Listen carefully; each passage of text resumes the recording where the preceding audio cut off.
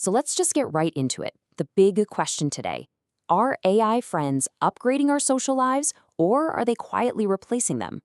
We're going to break down the absolutely fascinating research from Dr. Rony Rodas, who has been digging deep into this very specific interaction between us and our technology. And just to get a sense of how big this is, look at this number. Over 1 million. That's how many people are searching for things like AI girlfriend every single year. So yeah, this isn't some niche little trend anymore. It's officially mainstream. Which brings us right back to that core question, doesn't it? What is actually happening here? Are we watching human connection get swapped out for something, well, something artificial? Luckily for us, we've got a guide. Dr. Rony Rodas poured over tons of studies and reports to really get to the truth of it all. So what we're going to do is follow the breadcrumbs he laid out in his research and see what the evidence really tells us. Okay, first things first, we have to start with the why. What's the appeal? What's driving millions of people to form these pretty deep emotional bonds with a piece of software? This chart really lays out the basic human needs these AIs are tapping into. And sure, combating loneliness is the biggest piece of the pie, but look at the other stuff. Safe self-expression, always being available, advice with zero judgment. These are really powerful, universal things we all crave. And this right here explains the psychology behind it so perfectly. Dr. Rodas's work brings up this key idea called the social compensation hypothesis.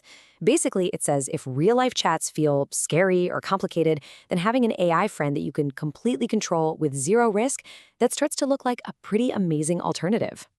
But, of course, it's never that simple, is it? So let's move on to our second piece of evidence, because this is where it gets complicated.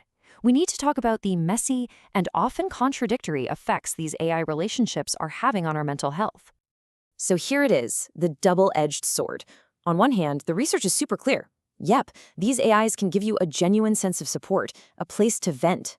But, and this is a big but, on the other hand, there's this very real danger of becoming over-dependent, which could end up pushing you even farther away from the real human contact you were looking for in the first place. And you can actually measure the good side of it. This chart shows a super common finding. Right after someone talks to an AI companion, their loneliness scores take a noticeable dip. It works! But notice the key words there, short-term. That's crucial. And that short-term idea leads us right to our third clue, which is all about the long game. What's the subtle, kind of hidden price we might pay for relying on a perfect digital friend? I'm talking about our very human, very imperfect social skills. This quote, which is basically a summary of the research, just hits the nail on the head. Think about it.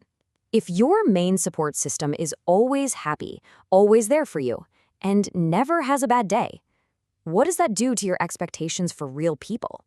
It sets a bar that no human being could ever reach. And you can see how this dangerous little cycle could start. A person looks for easy comfort from an AI, which then makes it easier to avoid those messy, tough, but totally necessary conversations with friends and family. And over time, those social muscles, empathy, compromise, just figuring things out with people, they can get weaker and weaker. Now, all these potential problems have definitely not gone unnoticed. Our fourth clue is seeing just how fast the world is scrambling to catch up. There's this massive, urgent push for some rules of the road, especially when it comes to younger users. And just look at this timeline. It shows you how incredibly fast this whole thing has blown up.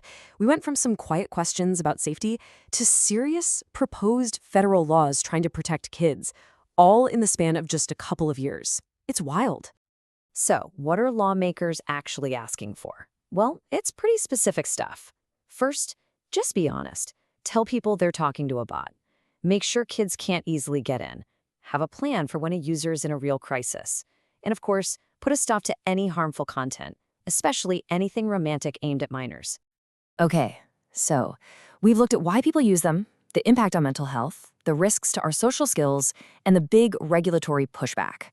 After sifting through all that evidence, what's the final verdict from Dr. Rodas's research? Let's go all the way back to where we started. Are these AIs replacing our real friends, or are they just adding to them? The answer, it turns out, is neither. The single most important takeaway from all of this research is that AI companions are best understood as amplifiers. So what does that even mean, amplifiers? Well, it means the AI takes whatever you bring to the table and just makes it bigger. So for someone who's already feeling isolated, it can amplify that feeling of withdrawal. But for someone who's curious and wants to understand themselves better, it could actually amplify their personal growth. It all comes down to the person using it. It's not one size fits all. And that leads to some really clear, practical advice for all of us.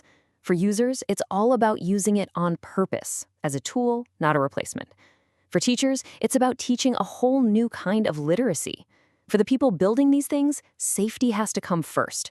And for the people making the rules, it's about finding that sweet spot, protecting people without killing all the potential good. In the end, what Dr. Rodas' work really shows us is that this tech isn't just good or bad. It's a seriously powerful tool that's getting tangled up in the very fabric of how we live and connect with each other. And that leaves us with one last massive question to think about. As this all continues, is there more for us to lose here or more to gain?